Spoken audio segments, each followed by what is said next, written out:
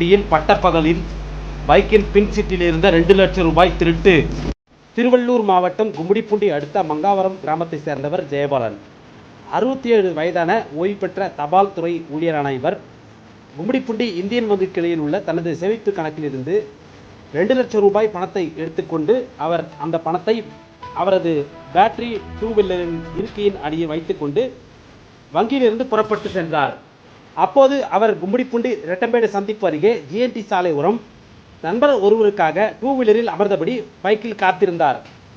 அப்போது மற்றொரு 2 வீலரில் வந்த நபர் சற்று தொலைவில் வண்டியை அமர்ந்தபடி கடை ஒன்றின் பெயரை கூறி ஜெயபாலனிடம் அந்த கடையின் வழியை கேட்டார்.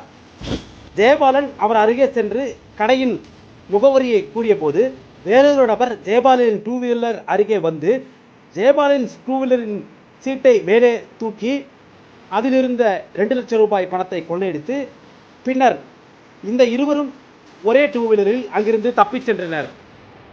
சிறிது நேரம் கழித்து தனது பைக்கில் இருந்த பணம் திருடப்பட்டதை கண்ட ஜெயபாலன் இது குறித்து கும்மிடிப்பூண்டி போலீசாருக்கு புகார் அளித்தார்.